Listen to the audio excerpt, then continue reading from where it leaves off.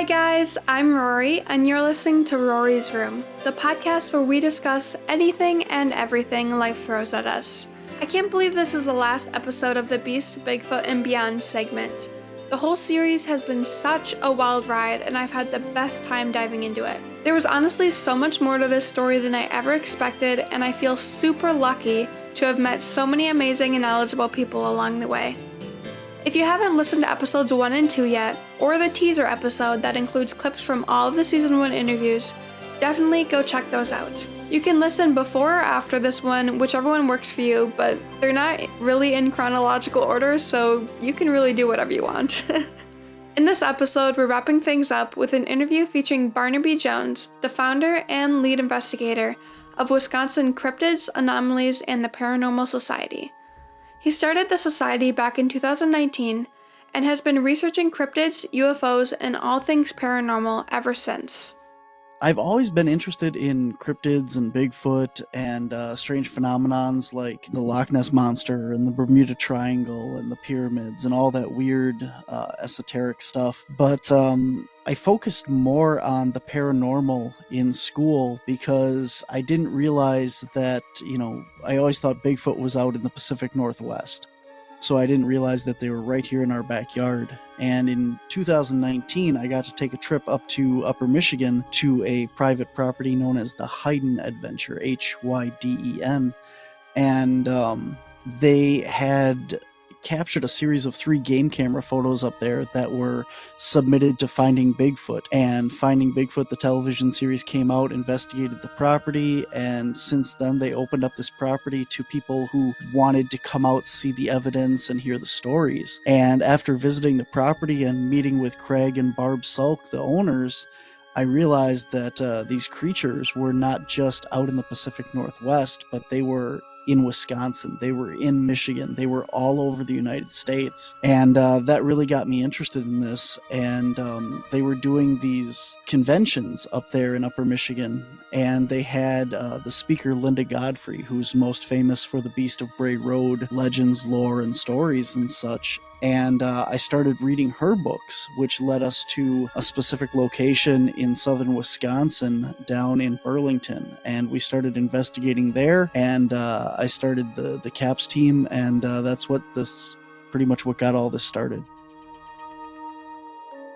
Have you ever actually seen the Beast of Bray Road, or is it kind of just like other things related to it? Because I know it's specifically out of Elkhorn, but you mentioned Burlington as well. Have you ever had any sightings that were just like, wow? My mom has seen Bigfoot twice, once in Upper Michigan and once in Kentucky. I have seen Bigfoot on thermal, like with a thermal camera. But as far as the Beast of Bray Road goes, we have done investigations of Bray Road several times. It's right down the road from Burlington, where we did a lot of research. And we've actually got to spend a couple nights on Lee Hampel's property, which backs up to Bray Road right there. And he's been featured on several TV shows and in books and stuff about the beast. He has seen it on his property numerous occasions, but in all the time that we've investigated there, we've never seen anything that we could relate back to specifically the beast. So I have not seen it personally myself.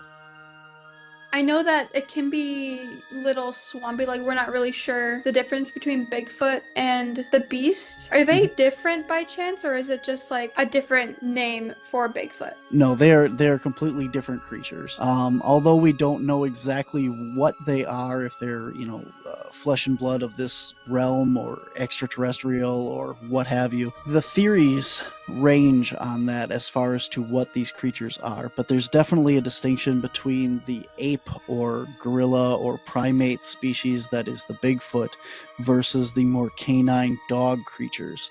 And even in the Beast of Bray Road and the dog man phenomenon, you have a lot of subcategories. You have the typical werewolf type creatures. That's the upright humanoid with the dog characteristics, very muscular, long snout, pointed ears, your typical werewolf from the movies. You also have a hyena type, which is about the same. It stands on its hind legs or on all fours, but they have more of a hump to the back, which you would see like in the hyenas. And then the third primary category is more of the Anubis type, where you have more of a humanoid body, muscular development, and then just the head of a dog or a canine. So, and there's a lot more as far as like the indigenous people's beliefs and stuff of the shapeshifters or stuff like that. But as far as the Dogman phenomenon or the Beast of Bray Road, you have just a couple different varieties of it. There are several proposed theories that I've noticed, not even just about the Beast of Bray Road, but just like all of similar things as well. What's your response to people saying that it could just be like a wild animal? So there's a lot of people that believe that they could just be a very large canine or wolf out there. And this is a sound theory. I mean, there's a lot of people don't realize how big wolves actually are. They get quite big. But the distinguishing characteristic of the Dogman versus other canines or bears or other creatures is its ability to walk or even run on its hind legs. People describe these large canine creatures that are above the hood of their vehicle, car, or even a pickup truck size. So you're talking 3 to 4 feet at the shoulder of these creatures when they see them. And that's quite a large dog or canine to begin with. But then when you add the fact that people have described them standing up and again walking or running on 2 legs, this isn't outside the realm of possibilities for canines. I mean, you can teach a dog to walk on its hind legs. We've seen the circus. It's a distinct possibility, but the muscular and skeletal structure of these creatures does not lend to have that be its primary mode of transportation. It's movement. The hip structure and the joints and stuff do not function properly in an upright form. So whatever these creatures are had to either evolve to be able to have a different muscular skeletal structure to walk upright, or they're a completely different species altogether. So when you throw that in there, you know, even bears and stuff walk upright, but bears, when they are standing on their hind legs, typically don't have very distinguished shoulders. They kind of slope down on the sides. Their arms hang towards the front of their bodies in front of them. And that's not at all what people are describing. And it's not at all what people are saying that these creatures behave with. We've heard descriptions of them like cupping their hands to drink water instead of lapping it up like a dog. We've heard them picking up roadkill on the side of the road with their hands and being able to manipulate it that way. And these are not things that you would have in a typical canine. You don't have that ability to manipulate with their paws in the way that humans do. And bears have a little bit better manipulation capabilities, but still nothing like what people are describing. Typically when sighting reports come out, you get a lot more sighting reports come from that. And sometimes these things are credible. Sometimes people try and justify something that they've seen as this. So the same way that if you're out driving along the road and you see a dogman creature, your brain wants to say that it's a deer or a bear or a dog. And the vice versa of this can happen when you see something that is anomalous and you don't know what it is.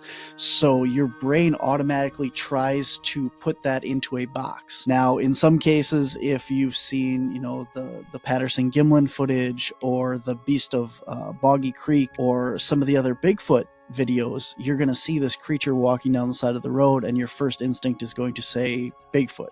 So some of your sighting reports get kind of flopped into that category, or if you're more of like a horror movie fan or something and you're more used to seeing these werewolves in lore like Harry Potter and some of the other movies that are out that feature these, you're going to tend to put this thing in the camp of a dogman or a werewolf. And a lot of people that do report these don't know that there's already a whole phenomenon out there of these sighting reports. So they search upright canine or, dog walking on its hind legs, and all of a sudden you start getting these sighting reports pop up, you know, like I mentioned earlier with Linda Godfrey, who basically wrote all the books on the Beast of Bray Road, the Michigan Dogman, and other sightings around, you know, the entire country and around the world of these creatures. She became this hub for this. And the reason why she got all these stories is because when you search dogman, werewolf, any of these things, especially in Wisconsin, hers is the first name that pops up. So of course, when you have a sighting and you try and justify this in your brain as to what it is, you're going to look online, and that's where you're going to send your information. So a lot of your sighting reports are going to come from that. So some of this stuff could be misidentification. It could just be large canines. But when we talk about the dogman, Bigfoot, and other cryptids, the definition of cryptid is an animal that is either not defined by science yet, or an animal that is found in a location where it shouldn't be. So you also have things like the melanistic cats or the black cats. According to science, there's no such thing as a black cougar. Yet people have got these things on trail cameras. They have seen them crossing the roads. They have a lot of sightings of this. Now, this is a very common animal. Cougars, everyone's seen them at the zoo or wildlife sanctuaries and stuff. But what makes it unique is the black coloring of its hair, the pigment of that. And because no scientist has actually documented one of these creatures, even though that there's some photos and videos and, a lot of sighting reports, these things are still considered a cryptid because science has not declared them an actual species or an actual variant of the cougars. Where does the Beast of Bray Road come from? A lot of the Bray Road properties and houses along that road are all farm fields. Now, with any kind of creature that is a predator of any kind, you're going to have a very wide range of its home territory. So these creatures could be coming from very far away. A lot of your sighting reports have come from a small group of areas, actually. So a lot of sighting reports happen around quarries and cemeteries, military bases, and power stations. And the reason why, or one of the reasons why this could be, is because these areas are cordoned off from the public. So you don't have a lot of people coming into these areas, especially at night when they're closed and stuff. So these creatures have a very protected area where they could be living and staying. The military base that's down towards the bottom of Wisconsin, you have a lot of cemeteries all over, and then these other quarries and stuff that are very conducive to having these animals live there undetected because people just aren't allowed to publicly go into them. So I think that if these things are living anywhere, that they're going to be in an area that's either protected or that people just don't necessarily go. Do they just feed on wildlife and roadkill, or is there a specific diet that they prefer? We've heard a lot of stories of them feeding off of roadkill. We've had some stories of them attacking livestock and that, but it's not very often that you hear that. You got to take into consideration if these animals are going undetected, they have to have a level of intelligence to them that is higher than the average animal. So even cougars and bears and other animals that we know of, they know that if they go on a private property and start killing livestock, that somebody's going to eventually come out and start shooting at them, right? They're not going to go undetected. And in the preservation of the species, they're not going to want to continue that for multiple generations. They're going to pass down that knowledge. And I think that's where we're going to get a lot of these animals, with the dogman or Bigfoot in general, that when they're hunting or looking for food, they're going to do it in a way that isn't going to interfere with the people around them. They're going to eat a lot of the roadkill because it's easy accessible. They don't have to hunt for it. They can just pick it up if it's nice and fresh. A lot of times that's why you see them sighted on the side of the roads, because they're watching for that. They're looking for that quick, easy meal. But otherwise, hunting is a very real possibility. These things have demonstrated speed and agility and intelligence, and it wouldn't be very hard for them to hunt down pretty much any animal. With the dogman in particular, the Beast of Bray Road, we're looking at pack animals. It's not necessarily a lot of single animals, but people have seen multiples and even juveniles traveling together. So you have this family unit that would make it very easy, like other canines, dogs, wolves, coyotes, that hunt in packs. So they'd be able to take down large deer or elk or other animals of that nature as well. It's kind of funny, you say that they'd like to stay undetected so they don't want people around them to know about them. But with all these pop culture movies, it's always the beast is going after people. And I think that's kind of ironic. I mean, obviously it's for entertainment, but that's some of the falsified information that gets miscommunicated in a sense. It actually is kind of interesting because when we talk about the Bigfoot sightings, they are very elusive. They try and avoid humans. But a lot of the stories around the Beast of Bray Road and other dogman, they're very outgoing. They like to be seen. People talk about them like staring at the people in the cars or the vehicles or chasing cars and vehicles, and they get this very malevolent feeling from them that they're being watched or being stalked. And it's a very interesting concept that if these animals are trying to go undetected and, you know, not be seen as often as they tend to be very outgoing when they are seen. Very much kind of look at me, aren't I, you know, impressive kind of when they have these interactions. How do organizations such as CAPS influence culture around the Beast of Bray Road and as well as civilization today? Wisconsin CAPS, Cryptids, Anomalies, and the Paranormal Society, we do a lot of conventions, we do a lot of speaking engagements at libraries and other events, and what that does is it helps to bring down the stigma around these creatures and help to filter what people, you know, get from TV and movies and such that isn't necessarily the facts of what's actually going on out there. A lot of these things, there's a lot of misconceptions, you know, because of television and movies and what you see on TV. And although we don't know all the facts about these creatures, how they live, where they live, etc., there is a lot of things that we do know based on sighting reports and evidence in the areas where they have been seen that we can kind of put together this picture of what we believe based on other animals and other animals' behavior that does not necessarily coincide with a lot of what people believe. For example, with the werewolf trope, you have this misconception that these things are transforming, that lycanthropy, the transforming from a person into a dog or a canine, is very spread throughout your movies and television culture. And this is not something that we see when we get the sighting reports of the beasts. There's, in all of Linda Godfrey's work, in research and studies, there's only been 2 cases ever where she has gotten a report of someone seeing this thing transform. One was out in California and one actually was in a church. And those are the only times when anyone has ever witnessed a transformation of a person into one of these creatures. Every other case it is just a typical large dog canine creature that can stand upright. So that's one of the things that, you know, people need to understand is we put these extra things on top of what the sightings are. You're adding more to the mythology that isn't there, and this is what's giving people the wrong idea or the misconception of what's actually going on. People are thinking, okay, this is a person that transforms into a canine or a werewolf, and so this has become the stuff of legend, lore, and folklore, instead of actually looking at it like it's an actual creature, a flesh and blood being. Now, whether or not it actually is, whether it's an extraterrestrial or what have you, we don't know. But all of that is more reasonable than people want to think because they have these extraordinary views of what these creatures are. When you take a look at the actual facts, it's much more mundane and much more flesh and blood ability. Like, they eat, they drink, they reproduce. They have these flesh and blood bodies. They're not necessarily a paranormal entity or, you know, these supernatural beings.